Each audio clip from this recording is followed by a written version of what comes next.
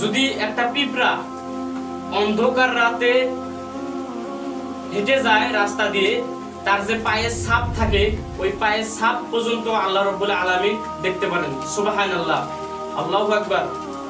তাহলে আমরা কেন বিশ্বাস করি না আল্লাহ তাআলা আছে?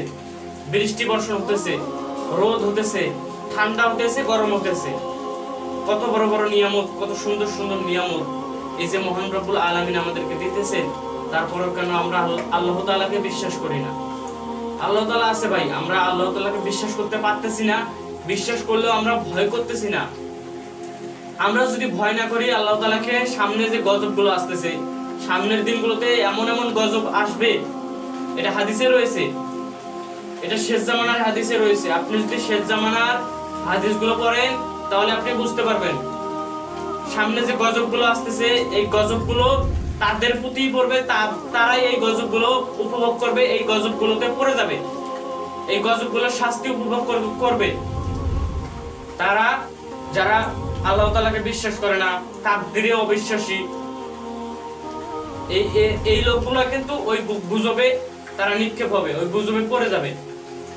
আর আল্লাহ তাআলাকে বিশ্বাস করে ইবাদত করতো শুধুমাত্র তারাই এই গুজব থেকে বাঁচতে পারবে।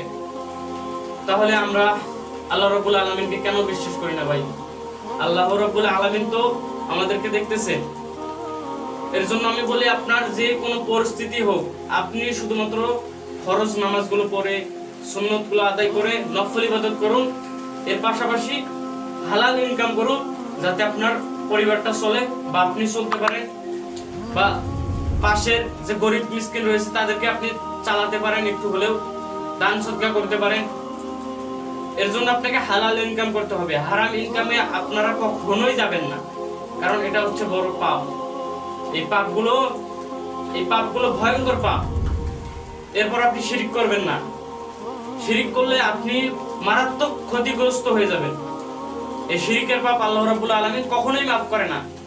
আল্লাহ রাব্বুল আলামিনের কাছে আপনি এই আকাশ পরিমাণ যদি গুনাহ নিয়ে যান, যদি আপনার শিরিকের গুনাহ না থাকে, ইনশাআল্লাহু তাআলা ইনশাআল্লাহ আপনার গুনাহগুলো আল্লাহ মাফ করে দিতে পারেন, কিন্তু আপনাকে কখনোই শিরিকের গুনাহ মাফ করবে না।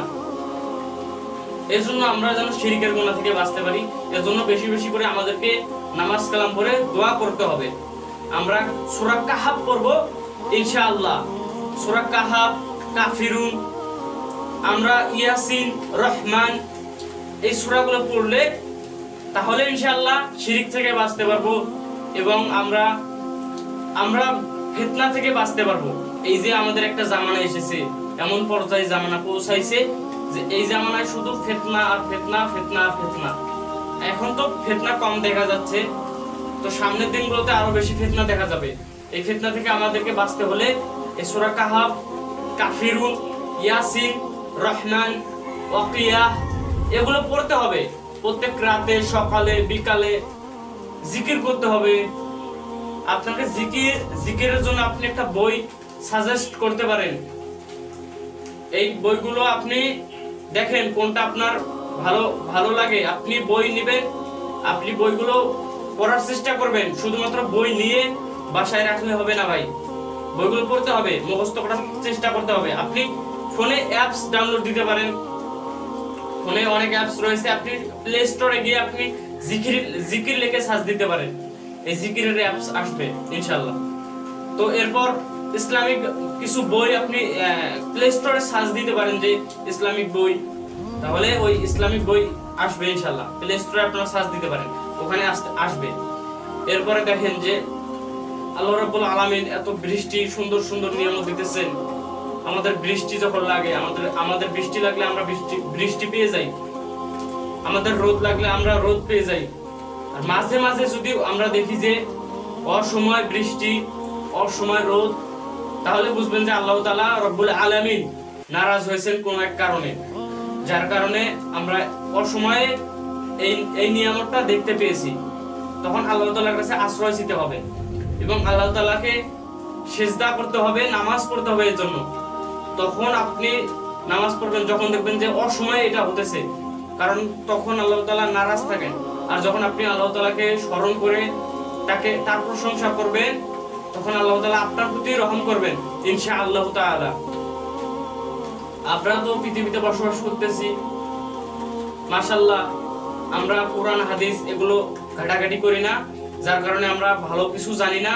আমরা শুধু যারা নামাজ পড়ি কোন রকমটা নামাজটা পড়ে আমরা মসজিদ থেকে বেরিয়ে যাই, কিন্তু আমাদের এটা উচিত যে আমরা কোরআন হাদিস নিয়ে একটু পড়াশোনা করব, কোরআন হাদিস নিয়ে একটু গবেষণা করব, আমরা ভালো কাজ করব। এটার কোনো আমাদের মানে ধান্দা নেই। আমরা শুধু নামাজটা পড়ি, নামাজটা পড়ে গিয়ে ইনকাম শুরু করে দেই, এতে হালাল হোক বা হারাম হোক এটারও দেখার বিষয় নেই। আপনাকে হালাল হারাম দেখে ইনকামটা করতে হবে, কিন্তু আপনি হারামে তো যাবেন না। এরপরে যে নামাজটা পড়লেন, নামাজটা পড়ে আপনার অনেক আরো দায়িত্ব রয়েছে, নফল ইবাদত। শুধু নামাজ পড়লেই তো আল্লাহ তাআলা আপনার হুকুমটা মানা হলো আল্লাহ তাআলা, কিন্তু নফল ইবাদত গুলো হচ্ছে ইবাদত সর্বোত্তম। এই নফল ইবাদত সর্বোত্তম ইবাদত। এই নফল ইবাদতের মধ্যে সর্বশ্রেষ্ঠ হচ্ছে কোরআন তেলাওয়াত। এই কোরআন তেলাওয়াত আমরা যদি প্রত্যেক সকাল প্রতিদিন 1 ঘন্টা বা 4-5 পৃষ্ঠা এইরকম করে আমরা তেলাওয়াত করি, তাও কিন্তু আমরা একটা নফল ইবাদত পেয়ে যাব। একটা করে অক্ষরে, যেমন আলিফ একটা অক্ষর, লাম একটা অক্ষর, মিম একটা অক্ষর, একটা করে অক্ষরে আপনি 10 নেকি করে পাবেন একটা করে অক্ষর পড়ার কারণে। তাহলে কোরআনে তো অনেক অক্ষর রয়েছে ভাই, তাহলে আমাদের কত নেকি, আমাদের নেকির কোনো অভাব নেই। এই যে রমজান মাসটা আসতেছে, আমরা যদি রোজাগুলো রাখি ইনশাআল্লাহ তাআলা আমাদের জীবনের গুনাহ আমরা মাফ করে নিতে পারবো। আমাদের জীবনের আমরা গুনাহগুলো মাফ করে নিতে পারবো শবে কদরের রাতে ইনশাআল্লাহ। এর জন্য আপনাকে প্রত্যেকটা এই 30 দিন যে আমরা রোজা রাখবো, এই 30 দিনের ভিতরে আপনাকে প্রত্যেকটা রমজানে আপনাকে সঠিকভাবে পালন করতে হবে। সঠিকভাবে রমজানগুলো পালন করবেন, রোজার মাসটা সঠিকভাবে পালন করেন ইনশাআল্লাহ। আপনি ওই শবে কদরের রাতে আপনাকে আল্লাহ তাআলা মাফ করে দিবেন ইনশাআল্লাহ, এটা আশাবাদ থাকা যায়।